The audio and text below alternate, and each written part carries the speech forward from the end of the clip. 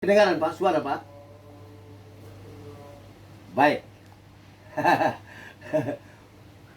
Saya ucapkan terima kasih kepada Pak Ketua, Pak Budi, Pak Agus, Pak Sekjen, FKMTI.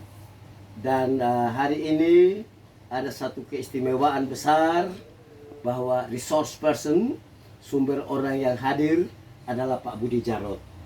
Pak Budi Jarot ini teman baik saya yang sama-sama bela Jokowi dengan Pak Bitor dan bahkan Pak Budi semua. Jadi ibu bapak semua yang hadir, baik yang sebagai korban dari perampasan tanah atau kita sebut mafia tanah itu, selamat sore buat kita semua.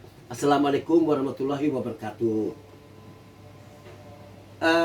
Saya mau katakan satu hal sebelum saya mulai, bahwa Bapak Jokowi ini mengalami suatu degradasi eksistensi, apakah dia tahu atau tidak, yakni bahwa kasus-kasus besar seakan-akan diizinkan oleh Tuhan Allah muncul di era kepemimpinannya.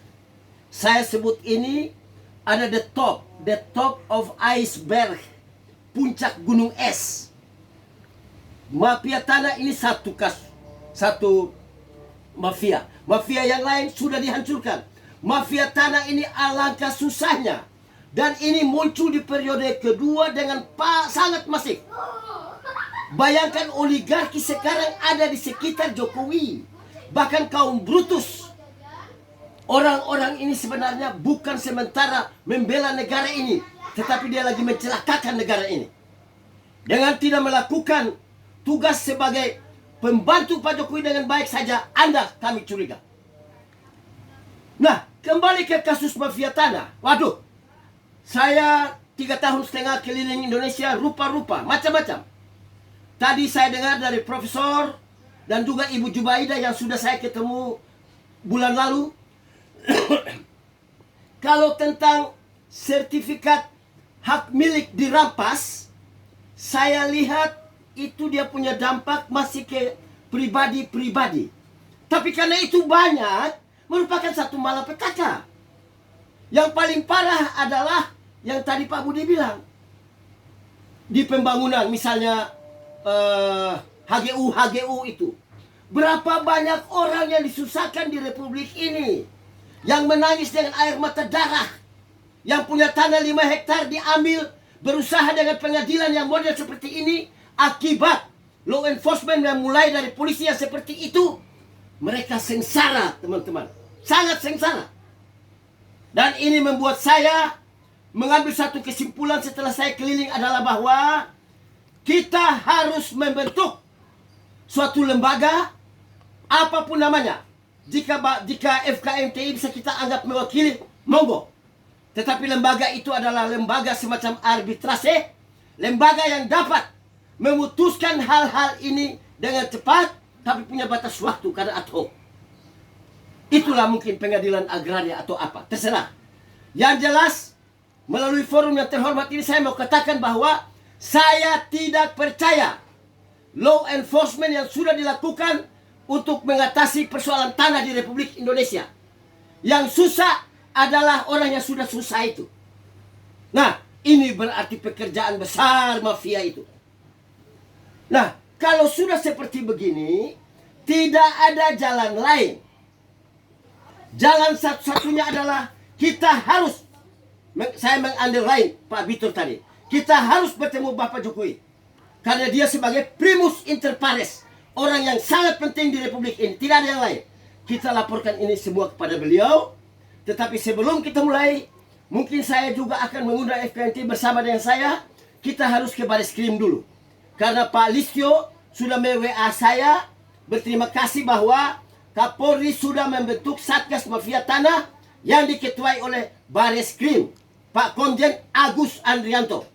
Kita ke sana mungkin sebagai pembukaan sebelum kita datang lapor kepada Presiden bahwa ini saatnya kita bela negara ini dengan baik. Bahwa ini semua bukan kebetulan. Tuhan mengizinkan ini semua muncul. Semua kejahatan ini muncul di era Jokowi. Dan di periode kedua ini, Di samping bencana COVID, waduh kasihan sekali Bapak Jokowi. Sebenarnya saya harusnya menangis bahwa kasihan. Mengapa orang sebaik itu kok dikasih pekerjaan yang berat ini dan diizinkan oleh Tuhan terjadi? Karena ini sudah terjadi. Saya, Pak Budi, Pak Jarod, Pak Budi, Pak Agus, kita semua sepakat bahwa harus segera ketemu Bapak Jokowi dan sampaikan negara dalam keadaan darurat agraria.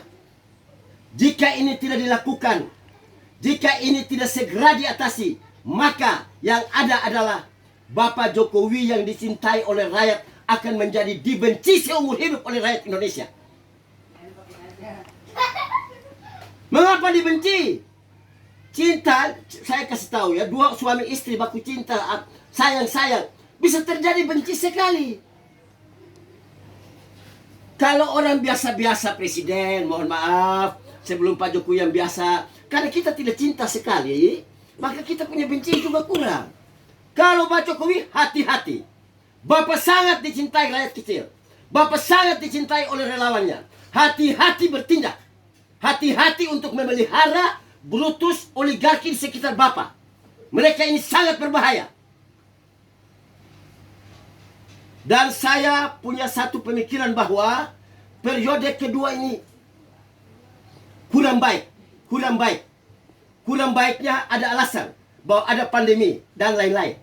Dan yang jadi masalah, mengapa juga Pak Budi dengan FKMT mengizinkan kasus ini muncul juga di periode kedua. Ini satu keniscayaan. Sudah terjadi. Bayangkan seorang profesor yang luar biasa yang telah mendidik bangsa ini menjadi orang baik di IPB disusahkan oleh negaranya sendiri. Harus diberikan penghargaan, profesor. Jangankan tanah profesor yang diambil. Kami negara ini memberikan penghargaan, memberikan tanah kepada ibu. Harusnya begitu. Harusnya begitu. Tapi sudah. Whatever will be, will be. Nah, kembali ke masalah tanah. Saya ada dengar dari Pak Bitur tadi bahwa, betul, kita harus sistematis. Kalau boleh tahun ini, ada pengadilan agraria belum ada, tapi sedikitlah ada progres. Contoh, konsentrasilah di 1-2. Saya akan SMS kepada Kapolri melalui Pak Kabariskrim, karena Kapolri sudah tugaskan saya berhubungan dengan Kabariskrim. Dia kepala Satgas Mafia Tanah Polri, untuk tolong 2 kasus ini sebagai test case. Kita lihat, harus ada test case supaya kita bisa tahu kita punya progres. Kalau semuanya tidak mungkin secara simultan. Karena apa? Kita harus mengembalikan mentalitas bangsa yang sudah rusak ini. Mentalitas bangsa ini rusak, teman-teman, sangat rusak. Mana ada orang peduli? Di periode kedua Pak Jokowi, semua pembantu itu hanya melihat dirinya sendiri. Dia tidak mau peduli Bapak Jokowi susah atau tidak, atau dampak dari itu. Tidak ada. Periode pertama masih agak lumayan. Periode kedua, ya ampun, belum apa-apa. Minta maaf, masih jauh tahun 2024. Seorang Muldoko sudah mencoba untuk memanuver di sana. Untuk apa? Masih jauh, Tuan. Bekerjalah dulu kalau Anda sebagai pembantu. Masalah nanti Anda mau jadi presiden atau tidak, semua orang punya hak. Saya pun juga kalau mau calon presiden, ada apa? Saya tidak melanggar. Saya tidak melanggar undang-undang. Tetapi caranya jangan begitu. Anda pembantu, bantulah Jokowi dengan benar. Nanti di tahun politik, baru kita lihat di sana. Karena di sana saya sebut ada amnus horribilis, amnus mirabilis. Ada tahun sukacita, ada tahun duka cita. Masa tahun ini kita bikin sebagai tahun duka cita akibat banyak sekali mafia tanah yang bekerja dengan leluasa di Republik ini.